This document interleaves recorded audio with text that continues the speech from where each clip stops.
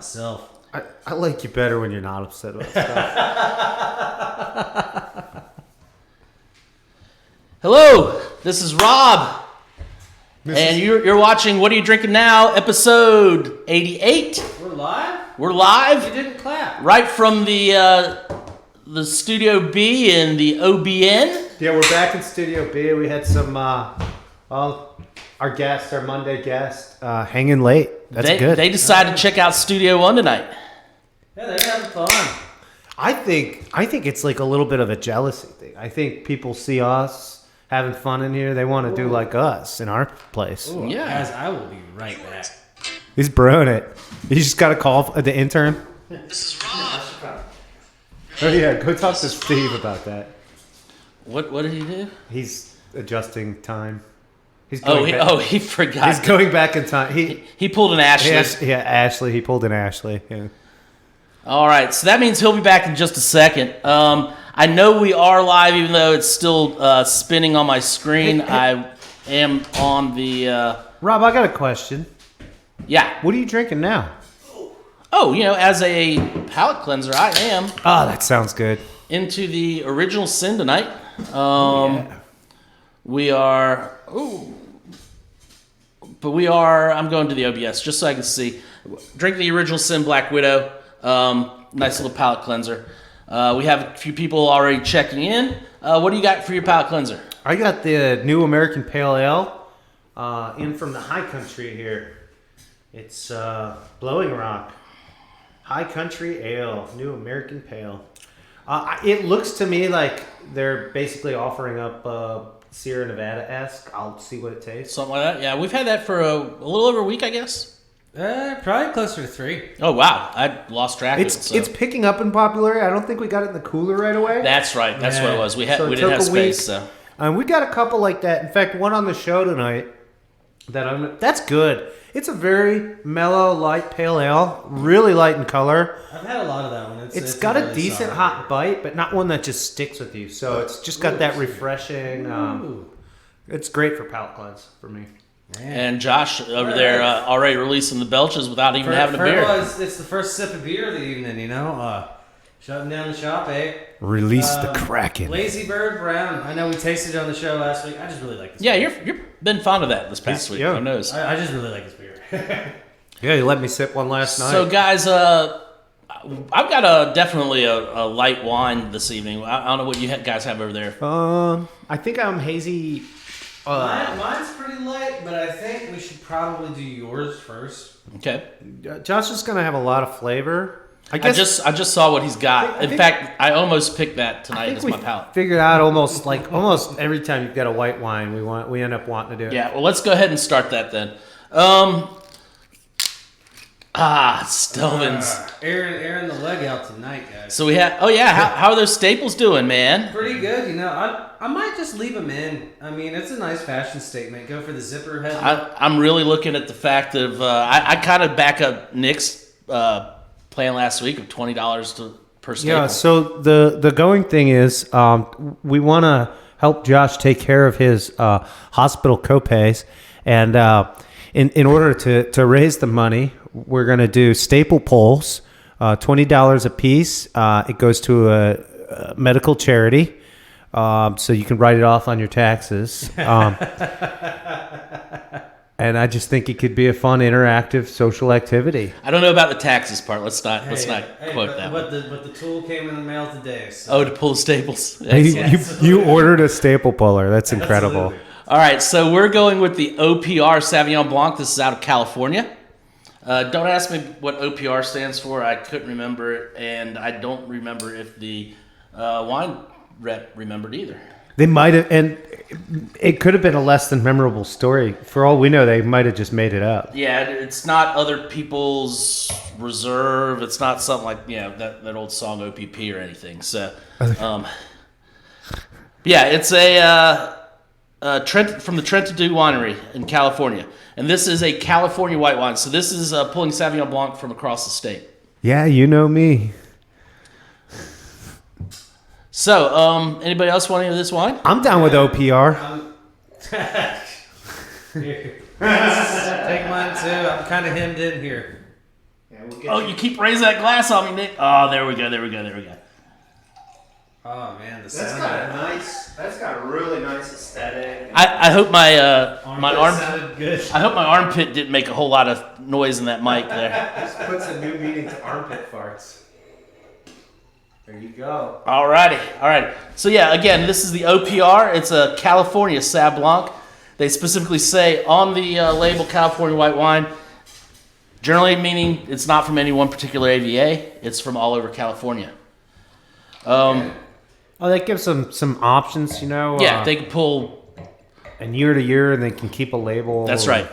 And this is the 2019, so it is fairly young. Well, as far as a white wine, it's not fairly young. Guys, this has got some. This has got I was some. buying a bottle of wine for the house tonight. I almost got that instead of the Muscat. This has some Cali oak in it. Mm-hmm. Yeah. So, one thing that jumps off right away is it's kind of a cross between your New Zealand Sauves with the big, huge grapefruit, and then your French Sauves that just have more mineralistic qualities. I was definitely wondering if I was going to taste limestone the way it smelled, and I do. It's like a grapefruit dipped in gypsum. Yeah, Chalky grapefruit. Yeah. chalky grapefruit. Love it. I don't know about chalky though. That's kind of. I do hear the gypsum thing, and I'll go back to that limestone note. Some basic minerality. So Josh is trying a new trick that he's been working on the past few weeks. He's working on breathing wine. Yeah. He's trying to breathe wine. He still hasn't quite got the hang of it. So he does erupt into these coughing fits. But once he gets the hang of breathing wine, I'm sure we'll be able to submerge him in a tank for 24 hours at a time, and he'll be able to drink his way out. I was kind of hoping for like a Waterworld thing, like Kevin Costner. Maybe if I submerge myself enough in it, then I'll just have gills that breathe wine on my neck. It's not working out. Yeah, I don't think that quite is. It's not working out. Yeah. But anyway, this is a nice little Sauv. It's decent body. $16. I definitely. I share what Rob's saying. There are some similarities to like a New Zealand, but I don't think that the citrus quality of the grapefruit really just jumps out the way that a New Zealand basically says, "Hey, I've got grapefruit taste in here." I also get a lot of grass with the New Zealand ones too. Yeah. I'm not getting anywhere near as much grassy. If there is, it's going to be lemongrass. I was wondering, are we getting the grassy, herbaceous, herbal kind of? I'm not really getting a whole lot of herbal. Mm-hmm. But I am getting the acidity is kind of muted in this one compared to a lot of Sauves. Yeah, it's not huge. It is there though. It's definitely there. It's just not as prevalent as I've had before. I gotta say, I just pounded down some of that tuna and salmon sushi pieces. This really sits well on that fish and rice. Oh yeah. I just hope that fish and rice sits well on you. So I always have a problem with takeout. Grocery store sushi. Yeah. Well, sushi in general We'll just throw that out there for everyone. And it sat here for a couple hours, didn't it? In the fridge. Yeah. Now, you found a good sushi place when they have the ice pack in with the fish. Oh, yeah. Do they have that? Some of them do. Did this one have that? No. No. All right. Well, good luck on that. Should I be nervous? I don't know. We'll find out probably about 5 or 6 hours. Yeah, give it a few. By that time, there will be so many other factors. I can't tell if I'm hungover or sushi. Yeah. Story of my life. I think I was allergic to something last night. Good thing you're off tomorrow. Was it the 9 beers you had? That's what my brother says to me. Oh man, it sounds like you sound like you're a preacher and you're preaching, dude, because I can identify with that story sometimes. Just an FYI, if you're watching, Nick, Josh, and I got like 5 minutes to work. We'll be off tomorrow, so we may or may not be out and about. Oh my god, we all off on the same. Oh, this is bad. This could be bad. Oh. And then I think we have a mini gauntlet set up for Wednesday. Watch out, Southport. I am planning on working on site for the business on Wednesday, so I might be around. Yeah. might be around to taste. Anyway, back to this wine. So we're looking, I think we're in a agreement. It's not huge in acid, even though it's there. No. Some good grapefruit, lemon type qualities. It almost has like a briny aspect to it too, like a little bit It of does. salt. It does come across a little green to me. I got that. I almost wondered if anybody else caught, like, it felt like a little effervescence just on the initial sips. I don't really see it in the glass. It looks very flat, very still. But Mally, I'm watching you. sometimes we call it like a Sprite quality to it, just where it feels like it's bubbly, and I kind of got that. Yeah, I can see that. Just a tad bit. And so I wonder- isn't quite effervescent, but yeah, it just kind of I wonder, tickles the tongue a maybe little bit. is that brininess that Rob's talking about that's really doing that. I don't notice as much as I get into it, just maybe initial. It could have been a chemical thing. Yeah, I mean, there's always something to be said for having residual tastes on your palate. I mean, that hit me last night pretty hard with that Petite Syrah. I had something very sweet on my palate right before I had some sweet fruit. And right before I took that first taste, it was like, Oh yeah, Yeah, it was harsh. I tried the crisp, the strawberry Yep. crisp before I tried the Petite Syrah. Yeah. and I had that same thing happen. I was like, man, is this bad or what? But no, That's it an was. example of how not to pair wine. That's exactly right. Sometimes it works. I Sometimes think it we does got not. the pairings right, except for maybe that last one with the sauternes. We weren't expecting the strawberry rhubarb pie to be that sweet. We were expecting a little There's tartness. a little bit of sweet on sweet going on, which can work, but there are better ways to Yeah. go about it. So Yeah, early season though, we were God. dealing with preserves, so that was part of that. well, I think what how that sauternes probably would work best is if you had the pie by itself and then followed up with the sauternes, not had it at the same time. And we brought it out first. It set the palate. Yeah. Okay. Sorry, Mike. Well, yeah, They did eat it, Mike. Steve? They loved it. They even took them home. Steve. Yes, as Oh, yeah, well, you're talking about Mike. Yeah. Van Allen, yeah. Oh no! Let me tell you, the damn pies are damn good, yeah. And the ice cream.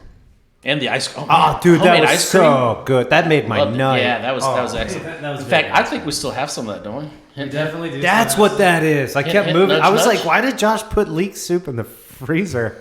No, Oh, it's that- Mike's It's ice not cream. racist sauce. Don't tell anybody it's there though. We might have to have some ice cream and beer We have to after. have some secret stashes around here. We might have to have some ice cream and beer after the show's We over. also man. have a large amount of avocado lime creme fraiche. Yeah. Which, by the way, I did not tell Steve the mystery ingredient. He was grilling me. I drank the vichyssoise like it was in a cup of heavenly, just straw.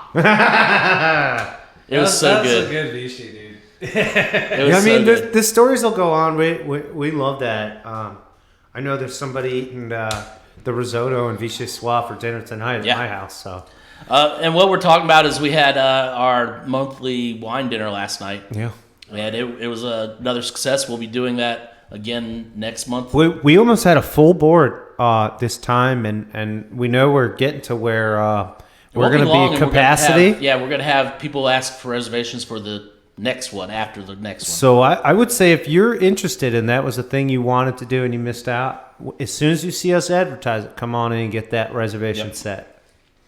Anyway, so I mentioned beer a minute ago. Who's got the next beer? I think we can move on from there. All right. I'm going to trust Josh's hand on this. Okay. I do have one of these in my six-pack tonight. I did pick it up. I almost picked it up for the show, and I'm like, no, and I actually swapped it out with It's the funny. original. You got in your 6-pack you have his taster. In each of our 6-packs is my taster. So just go figure. Oh yeah. So we are doing the Southern Pines Imperial Raspberry Crush.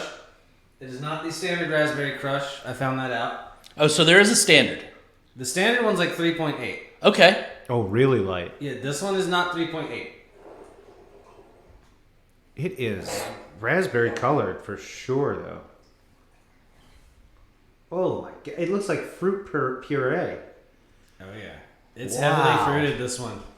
I believe this is coming at 9.3 on the ABV scale, which really surprised me when I grabbed it because I had no idea that it was that strong when I cracked it. almost tripled. Jeez. It's strong.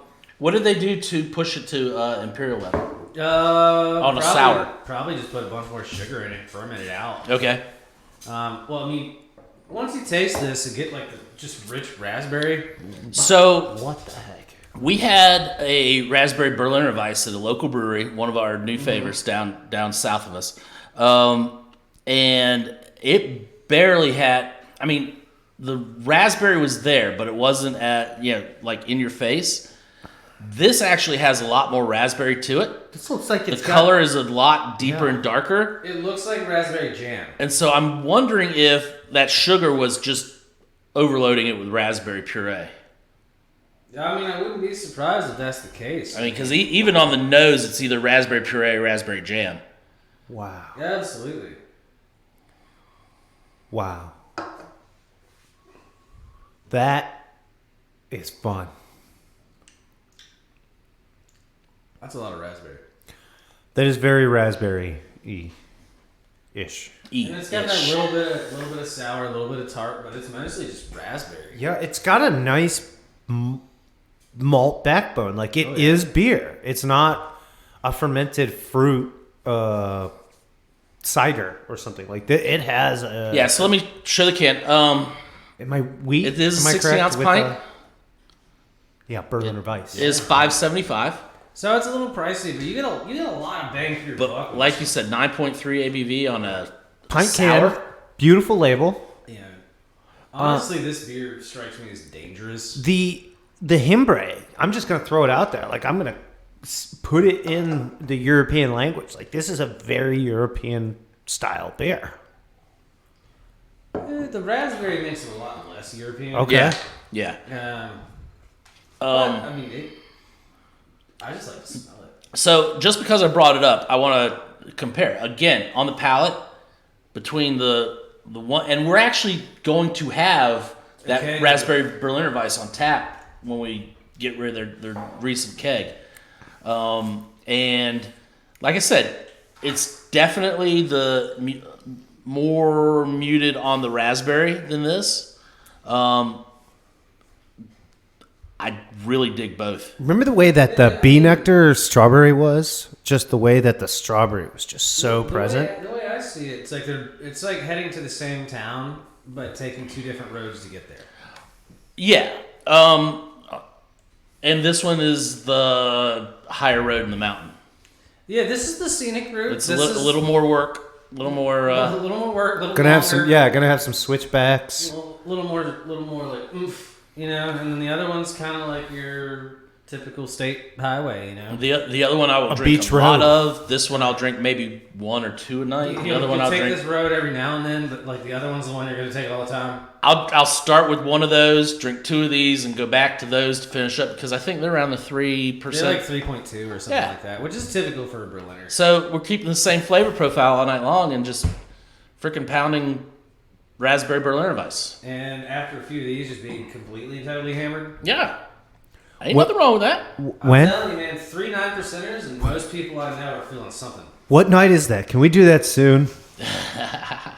Well, let's get rid of the dippa that we have from them, and then Which is very good, by the way. It is. If you guys are fans of like a dippa IPA that has that sweet malty available up in there with a nice hot profile. The double we have on tap is really good right now. Do you recall the name, guys? Fire Knife. Fire knife. Yeah. Isn't that a wave? And I think it's like literally a knife that's on fire. I think it might be from like Hawaiian mythology type stuff. Or like the fire dancers. Okay. I mean, I'm pretty sure that's on the can. Something like that. Yeah. Yeah. Cool. I like how he does that. Cool talk, guys. This good So talk, yeah, good cool talk. talk. Good talk. Good talk. Good talk. Thank you for coming to my TED Talk. We did our viewers shout out. Hey, Dad's on. Howdy do, I Dad. did want to thank. What's up, Bob? That's right. A couple shouts. I want to thank Gene for stopping in today. Yeah, absolutely. Gene dropped some memorabilia on Josh and I for the music studio. Yeah. He gave us some original flyers from Little Feet. Little Feet. Yeah, Dude, from their barnstorming tour. Oh, cool. Yeah, dude, it's freaking awesome. Yeah, he was just testing the waters with us. Now We he have a lot of really says cool customers coming he here. says he's making his home fermented cheese, and he wants us to try Wait. it. Home fermented cheese. It's kind of how you make cheese. Now, I dig a lot of the things people do. I'm gonna have to draw the line at hobby cheese making.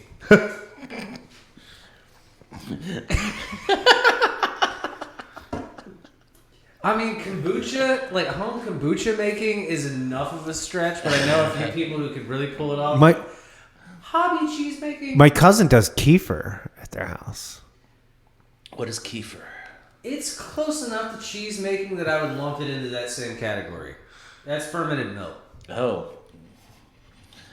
So we'll just post it in. Try it. All right, Will. Thanks. We'll open that bottle up for you, and then you could try it first. Yeah, he's definitely a try it guy. Yeah. If we get some homemade cheese coming in here, I would gladly save a slice for you. He's like, don't be scared. I'm like, hey, as long as you don't die first, I'll try it. That's great. Any other viewers we gotta just give a shout to?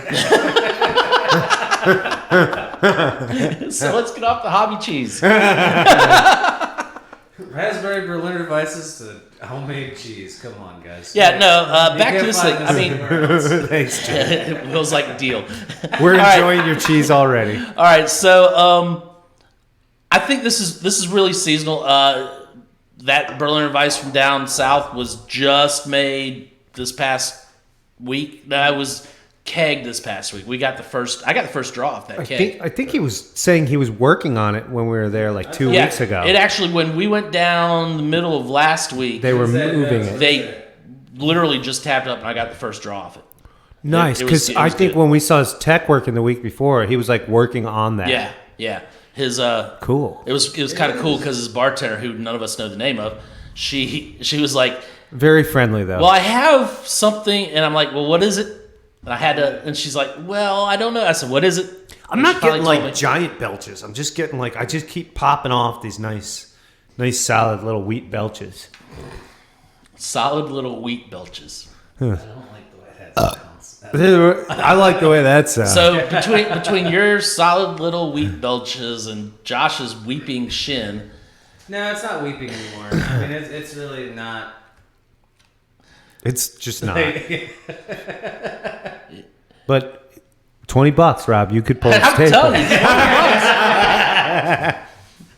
I'm glad that my shit is the Look, butt of the joke. I think I'm actually good. I've had my fingers far enough into this wound where I'm good on it. you don't need to go in there Yeah, anymore. I'm fine. I saw it the first time around. I'm good. All right, so in case you missed it last week, not last night, but the Sunday before, Josh put an axe in his shin. Oh, I do want to Required 11 staples, so. Yeah. There is Which, by the way, don't do that. And if you ask, you don't even have to ask nicely. He'll be happy to show you the picture of the open gaping wound. And he'll probably try to show it to you until you yell at him to stop. And even then, you might not be lucky. No, I mean, I'm not that pushy about it. I just remember telling you to stop and showing your butterfly pork chops yesterday. Poor Anna. That was too good. Poor Anna. That girl's going to take months of therapy to recover. Nah. No, they're just some jokes That's- that are sacred. That's a process of buy-in there. I think she realized that joke alone. Well, see, I am working in the right spot. Ashley followed up with her own joke to just put it over the edge. So, Again, they're just some jokes that are sacred. all right, If you'd like to learn how to tell these jokes, come see Ashley in the morning. Ashley and Josh, the joke duo. So That's really good. It's like dripping down my face because it's stuck in my I mustache. really enjoyed that. I am having trouble we realizing that that's an Imperial. we have probably over half a case left.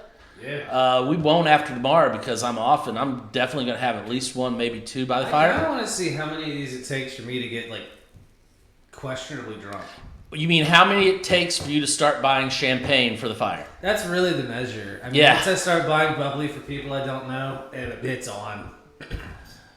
All right, so I think we're up to Nick's beer, right? We're all finished? Yeah. Yum? Yeah, we are. I just have to lead so. into this one saying that I freaking love this label. I like when Josh has good things to say about the beer before. So this one I even get don't there. know about, but if you... Oh, I do know it just based on the label. You've talked about this label so much, I freaking know what it is. I'm such a fanboy, dude. That's You are. all it is. You are. In our prep cook Saturday, that's all I got to listen to was freaking 9 Inch spoil Nails. it. Oh, we did also listen to Fish's band too. So Yeah, Fish, I know you're not watching, but if you hey, are you do you are remember you the- tagging Untapped right now? Yeah. We're waiting on your beer, dude. Yeah, Josh knows where it is. It's your beer. Out of protest, I'm not going to do anything. This is really out of spite. He just wants to get on the board again because we've been on there so much. Well, Brittany Long has been got it. She sent me she's cheersing my and check-ins. You're doing it too? And so I thought that You are no better than him, Rob. Yeah, but we're not waiting on my beer. He's still finished his check, and we're still waiting on his beer. yeah, I'll put a check in. Yeah, okay. Okay, Dad. Okay, Dad. Which is exactly what you say when your dad tells you to cut this album down.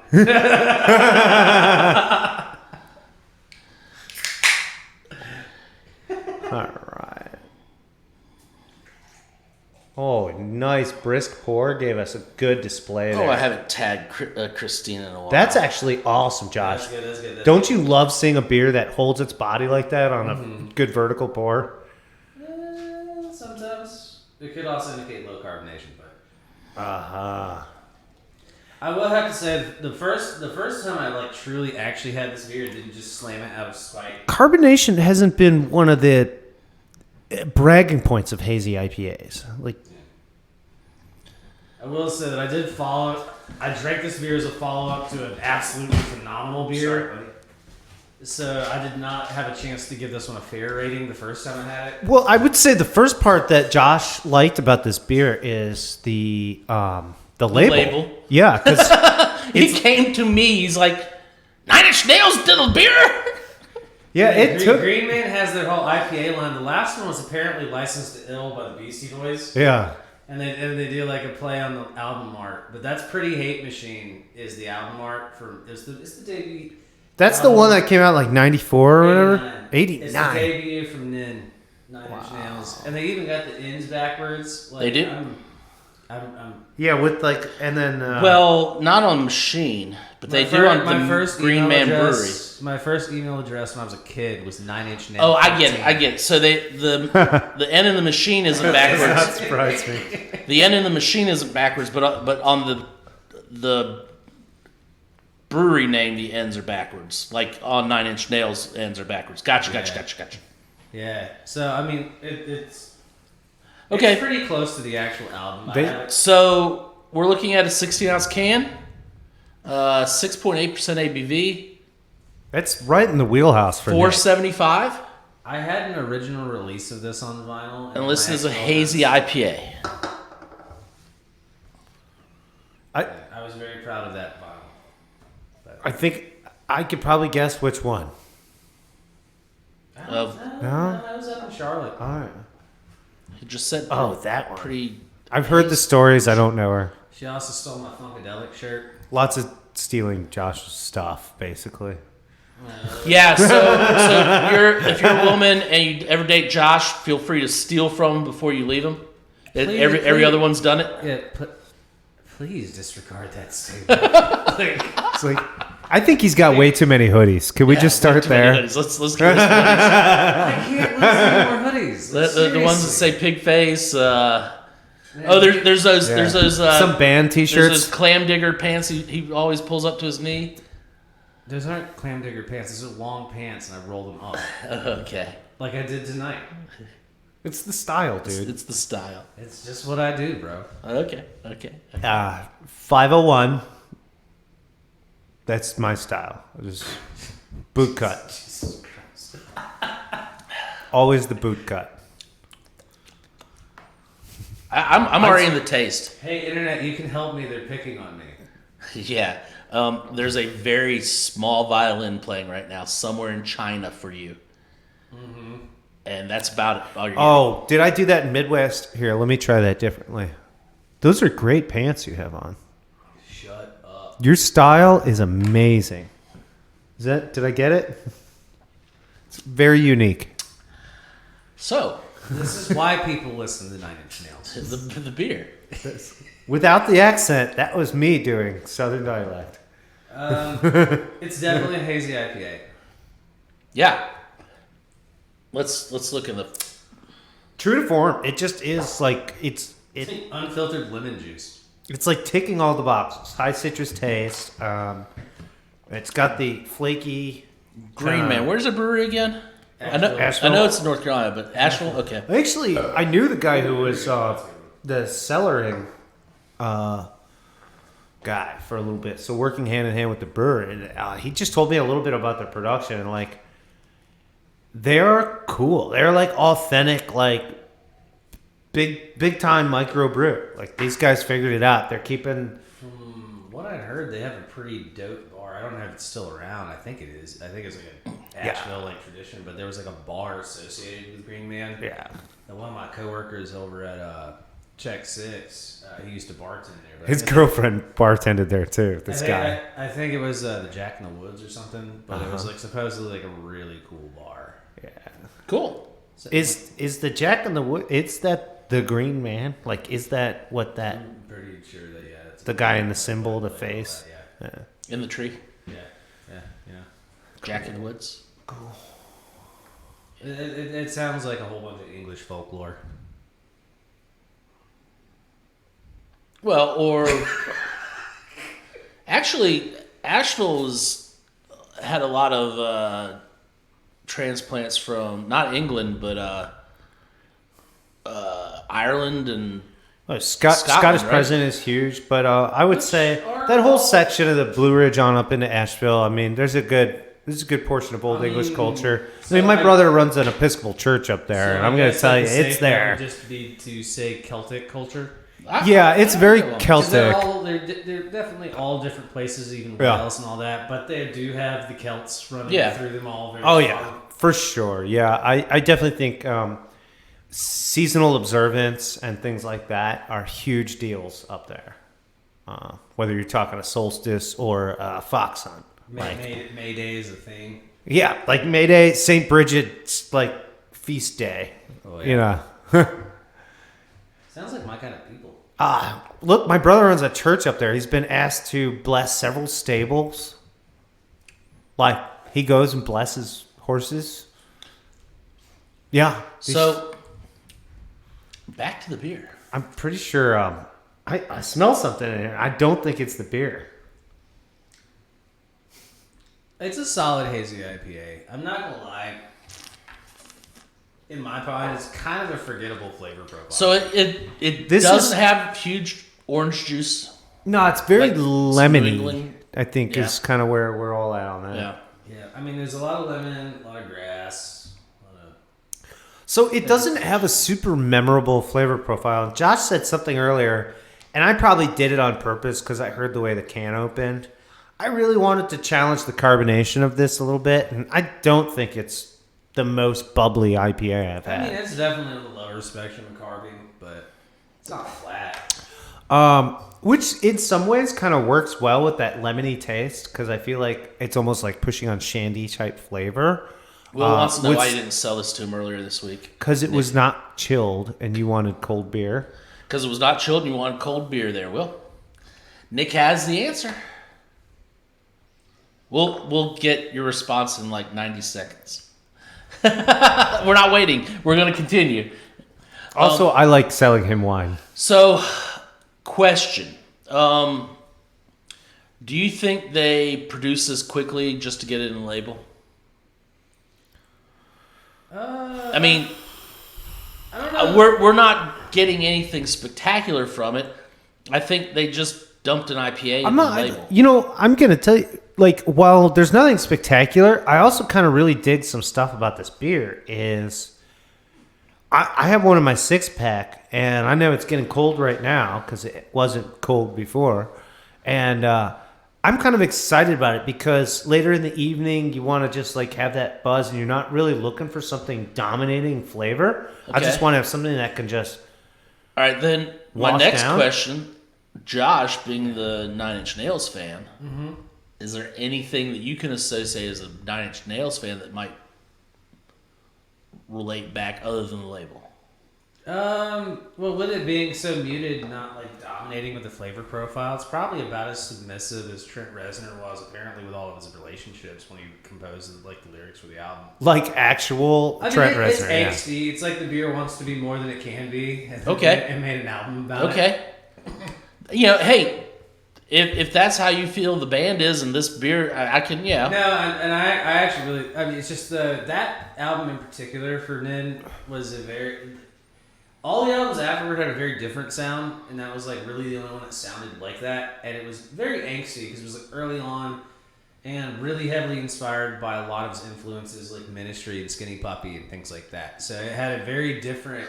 Were they? I mean, I know it was the same time period, but it was. This was also slightly this different. Was also when Nine Inch Nails and Trent Reznor became a member of what band? Oh, guess what? Pigface. So. It's funny, the era he's talking about, going back to that era, it goes back to where I grew up. It's funny. The guy he mentioned, Skinny Puppy, who worked with Trent then on stuff. I listened to Skinny Puppy when I was in college too. You got Ogre and Kevin C. Yeah. But 7 Key. They're from my Palatine, question Illinois, is, I man. know that it was the same time period. Share the genre, a little different genre, but the big angst band of the time was Nirvana. Yeah, basically what Trent did with Nine Inch Nails was he took the sounds of people like Skinny Puppy and Ministry. Industrial Sounds. Very, very like, I wouldn't say proto, but very early industrial movement. And he took a lot of those sounds and compositions and really added the mainstream approach. That's what I was mainly going from. vocals you could understand. Yeah, and repeat, repeating vocals. So Will just says, and I actually think this might be a good point on his part. What you're trying to say is it felt really forced, kind of like the beer. It's possible that what Josh was saying is basically the musical quality of Trent Reznor was recognized, and people were like, you got to get an album out. Yeah, I mean, there was a lack of, kind of a lack of direction with it, but it's also like a first album by like a band. So can we relate that to this beer? I think if we want to go like a metaphysical route, we could. I mean, that's the only way I can go with this beer. Do I think the brewers thought about that making it? Absolutely not. Okay, because I'm just trying to find something connecting and making it worthwhile.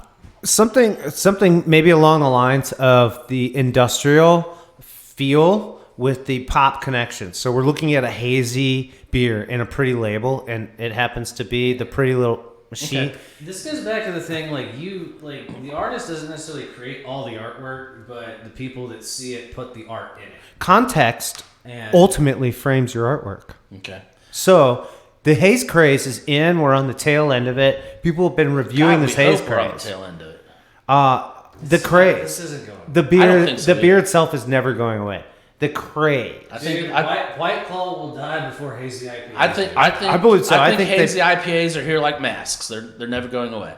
Anyway, let's move on to the ratings. I'm glad I got that last jab in. Anyway, so let's move on to the ratings. We're gonna made me wish I got that last jibba in. Yeah.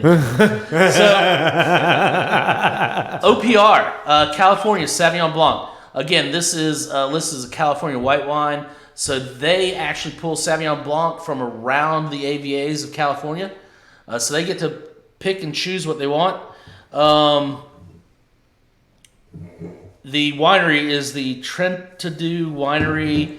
Comes in at $16 a bottle. I'm going to go, like 2 out of the... I think this is falls into 2 out of the 3 we tasted tonight. I think it's not hugely memorable. It is a entry-level Sauvignon Blanc for California Sauvignon Blanc. I don't think it's bad by any means. At $16 a bottle, you're gonna enjoy a $16 bottle of wine. I'm gonna go 1 on it. Wow, 1. He went a little lower than I want to go. I can echo on some of Rob's statements, but there are some positive notes about this. The neutrality of it, the fact that it does. That we were like, is this a New Zealand? Is this a Cali? Is it oaked? Is it like what? It so walks that tightrope just in between all these categories of Sauvignon Blanc that we talk about. And so, and maybe that's part of the blending from AVA to AVA inside California, that, hey, this is just Cali Sauvignon Blanc, And who knows, at that point, they can even blend in up to whatever percent, and they don't have to tell us. That's right. They can do. I think we discovered that they actually upped the blending ratio, and it's now not 15%, but I think it's 22% or something. Wow. Like that they could have another great Sauvignon Blanc. I like this wine in just a few simple things. Is that it's very light, very palatable, very smooth, nothing offensive. Even the label itself is this white label with this cool teal kind of metallic thing. So it tells me it's going to have a clean flavor from the look at it. It's even the word OPR. It's not even like a whole word. I just hate more OPR, guys. It's probably going to live all right in your fridge with the Stelvin. So if it's just you prepping your dinner, and I think ultimately that's what this wine is about. This is something that's going to bring you to the dinner table. Okay. There is an invitation to find what's next for your palate as you sip this. It's not going to walk over any particular flavor. I could see it with seafood. I could see it with chicken dishes. I could really push this into a whole world of starch-based dinners also as well. Cheeses are going to go well with this. There's so many things. Basically, it's not going to hate food. Anything that likes a little hint of lemon, serve it with this wine. You know what'd be really good with this? Freaking latkes. Yeah. As soon as I got into the starch idea, I saw Josh's brain go, oh, yeah. It's the way I do it, man. I put that little bit of lemon zest in there with the potato cake. I could even see it with cream things. I'd want to try it with your creme fraiche and things like that, Pierogies. Yeah. With that creme fraiche. Yeah. And I don't care. Polish food. People like to sneak. Yeah, Polish white wine, is a thing. And it goes great with the pierogies, whether you have meat in them or not. So not to get too far off track, what's your rating there? So my rating's a 1.3. This is not an outstanding wine, but it performs well in price class, and I think that it would match well on the table with my food, my friends, and basically the rest of my wines. Okay. It would match well with fine wines, friends, and food. That's the... I give it an F. 3 Fs. I'll say, just to add, I think as a starter wine for the evening, it's probably that's probably its place. I think that's what I'm talking about, isn't it? Yeah. I'm gonna come in with my rating, and I'm just gonna go ahead and say 1.25 for me. It pretty much echoing what you guys have said. No, it's not absolutely outstanding Sauvignon Blanc, but if you were to keep a stash of wine at your house because you hang out with people who drink wine and they come over would you like a glass of wine? Be a great bottle to have around. You want red or white? This would be the great white choice. Just blanket white wine. Okay. If you drink white wine, you're really not going to hate this. Even if you're Pinot Grigio, die hard, you're not going to hate this because it's not too Sauv Blanc-y. Okay. Because it has that muted level of acidity and all that. I think it would be good with food. I don't think we need to stress pairing it with food, but I think it'd be nice to have it with food. I feel that way. Yeah. I'd keep it lean. $16 for a decent Sauvignon Blanc is a really nice price point. Mm-hmm. So I can't knock it. It does not blow my skirt out. There are definitely other Sauvignon Blancs that we have here that I would give a much higher rating. And for that specific reason, I'm happier with this wine right now because I've seen Josh's skirt blown up and it's not a pretty sight. The ER complained about his leg hair. Can you even imagine? They kept getting caught in the wound. Yeah. Listening to the doctor cussing your leg hair is pretty interesting. I'm really actually surprised they didn't shave wanna around be the a wound fly on before the they wall tried there. They tend to not shave around bleeding open wounds. Yeah. All right. So you said 125. 125. Are we ready to move on to the Southern Pines then? Yeah. All right. Southern Pines Raspberry Crush. Speaking of bloody open wounds. No. That's kind of Is this the real subtitle for tonight? Woo! No. I really enjoyed this beer. It is dangerous. I firmly maintain that it is dangerous because that booze is definitely there and you just cannot taste it. If you like raspberries, you should definitely try this. If you don't like raspberries, I would very vehemently tell you not to drink this. If you don't like raspberries, do not touch this. I agree. So I'm gonna go ahead and give this one a 1.75. Okay. Any follow-up? Mainly, just it's a hair pricey, but that's not why I'm giving it 1.75. That's Southern Pines, and it's good quality stuff. It's a from them. little too fruity to be Berliner Weissy for me. It at this point, it's approaching like just straight fruit beer. Just call it a fruit beer instead of. It's not even really that sour. Boy, It's got the tartness. Okay. the men of the round table would be so I'm disgusted. nitpicking at this point, but it's really good. Yeah. All right. Do you want to follow up? Or you want me to go? I can jump in there. I don't feel like I have anything remarkable to talk about this, other than the fact that I just enjoyed it. And I'm not your Berliner Weiss You're not Goza sour That's not fruit your beer. go-to. It's not my go-to. So honestly, I've been staring at this can. It's got a really fun looking spring label.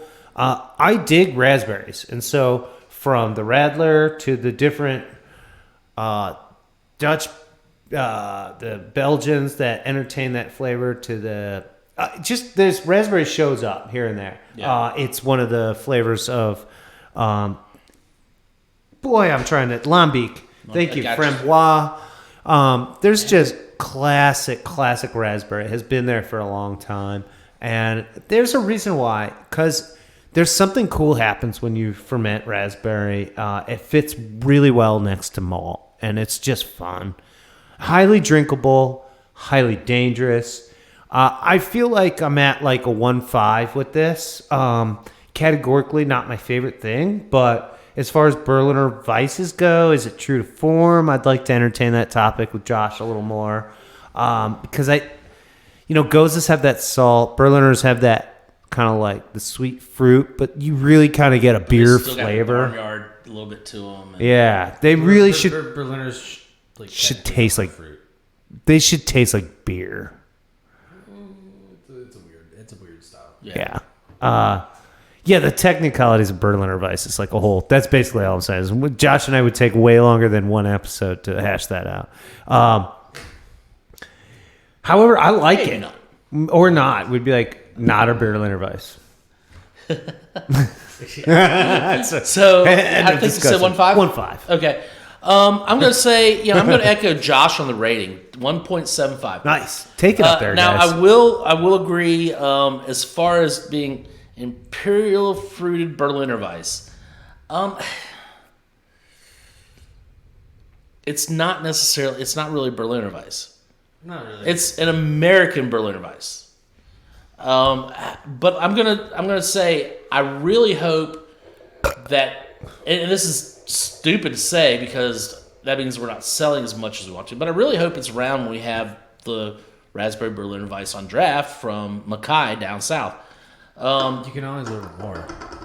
What? You can always order more. Your rep would love that. Yeah, my rep would love that, and then the three of us would have Nikki, to drink you it, should definitely call. and then the three of us Actually, would just have to. Nikki, would you call Rob? So, Just give him a call. because I really do. I think this would be like Mackay, two Southern Pines, Mackay, finish off the night.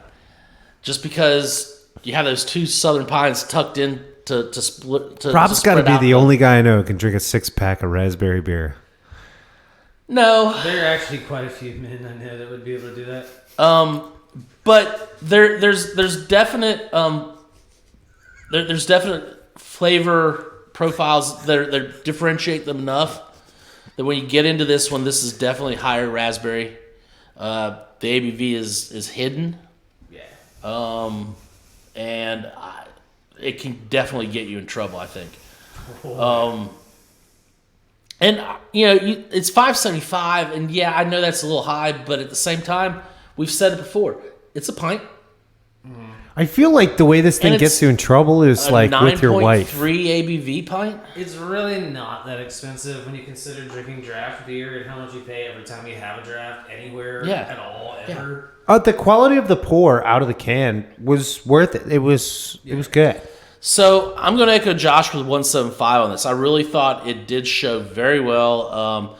It actually showed better than what I thought it would when the first time I had it. Oh yeah. I was prepared for something like just totally crazy, and this really just fell into the wheelhouse and was just what it said it was. Yeah. So I like it. 175 for me. That brings us to Nick, your beer. Haze machine. Yeah, pretty haze machine. I was hoping for a little more out of the haze machine. I really love the label. Number one, we went through the whole meaning of it, but maybe this is why like there's just good artistry in Nine Inch Nails. Is like it's a cool label, whether it's a album cover or a beer label. Like it's just cool.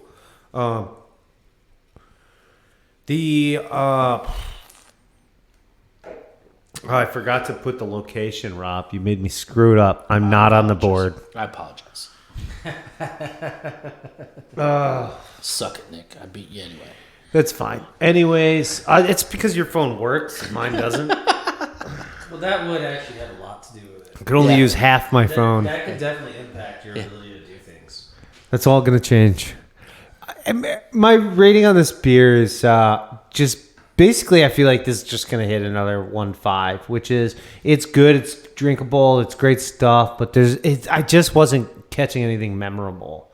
And that's okay with Green Man because sometimes what I look for in Green Man is just what else can I throw in this pack and it's going to taste good, not insult anyone. Awesome. That's great beer.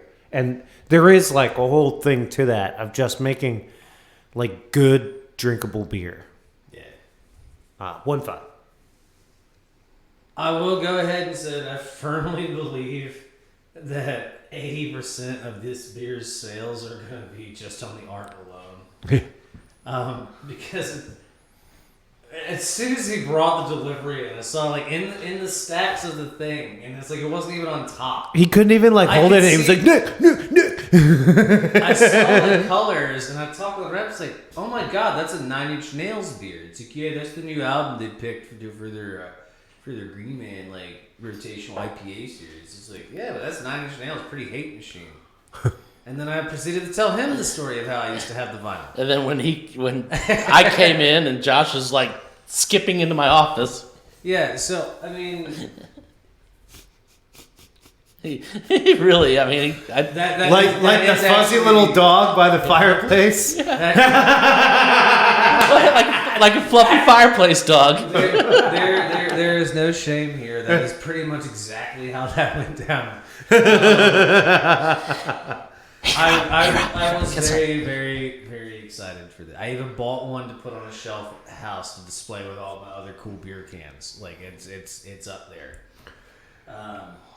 But it's really cool artwork. The beer itself is not bad. I mean, it's a drinkable hazy IPA. It's just kind of middle of the road. It's nowhere near the worst hazy IPA I've ever had. I've had a lot of bad ones and I've had a lot of really good ones. So I'm gonna give it a solid 1.25, just on flavor alone. I mean, it's drinkable, it's good. To me, it's kind of like a late night hazy IPA. You've had a bunch of other better stuff, and it just kind of falls in to keep the flavor profile going. Okay, you guys ready for my review? You don't like it. So, this beer, like Nine Inch Nails, had only one good song, and you couldn't even play it on the radio. You could, just half of it was edited. Head like a hole. Yeah. Thank you. No, That's not the one he's no, talking like an animal. He's talking about Closer. Is the name of the song. That brings me closer to God. It was also the password to my email account. And the only thing, I thought you were the closer. The only good thing. Oh, damn it. So, like the band, the only good thing this has was it didn't make me puke. It was an IPA. It was a hazy IPA. I've had hundreds of hazy IPAs this past year that were better than this. Green Man, I'm sorry, you rushed this one. If you were wanting to do a tribute to something, you should have actually put some work into making the tribute worthwhile. I fault Green Man for that. I did not like this at all. In case you can't tell. Yeah, maybe they brewed it with their own tears, and that's why it was like a Nine Inch Nails beer. Maybe so. I like all posts, we will be linking Green Man to it, and they can defend themselves if they want. My rating is obviously going to be much lower than you guys. I'm going to give this a 2.5. Were you able to actually get this beer to show up in Untapped? I never tried. Maybe Untapped doesn't even like it. I don't know. Well, it's got the if I search the indicia, I get King of Haze, Love All, Haze Against the Machine, Void of Haze. These are great album playoffs, by the way. This is part of their series. So. Yeah. So that one doesn't come up yet, which is interesting. Like I said, maybe Untapped doesn't even like it. 0.25. I like it slightly less than I like the band. So, anyway. Now, you guys should have all been here as Rob suffered through my music choice Saturday night when I was making Vichy Swa. That's true. We did listen to some of Fish's band. I did like that. I thought it was fun. Uh-huh. There was a couple other songs you played that I thought were fun. But the Nine Inch Nails, there was really nothing there for me. Yeah, but he also didn't tell me to cut it off because I didn't. Knew I was making the potato leeks. Because that night was about you, Josh. Old Irving I had to Brewing make sure Company. you were in the right frame of mind. Okay, so we're coming to the end of the show, but on a not slightly, but a much more serious note, we found out this afternoon that we lost somebody who was a good friend, an old customer of ours, Jillian. You'll be missed. It was apparently something sudden, and we don't know exactly what happened, but we're sad that we did not get to spend a lot of time with you lately, and wish we had some more time with you. But that's, I think, going to bring it to the end of the show. The world is a much more boring place without you, Johnny. Yeah, definitely. That is for certain. Well said. But I think on that we're going to wrap it up. Josh, you have something to say for everybody? Absolutely. If you are watching this on YouTube and not watching us currently live on Facebook, please do remember to like, comment, and subscribe below. If you don't tell us what you think, we don't know what you think. And we don't know what to say. We'll come up with stuff. We'll definitely do that. And if you get tired of us coming up with stuff, you should probably have an influence on that. Because only you can stop us from BSing all night long. All right. So from Studio B in the OBN sub-basement. I don't even know what that means, but it's okay. The OBN? What's the OBN? The Office Broadcasting Network. Oh, God. We have a name now? I'm going to tag Rob, Ernie, you guys, Brittany. So that brings us to the end of the show. You guys have a good week, and we'll see you next week. Yeah.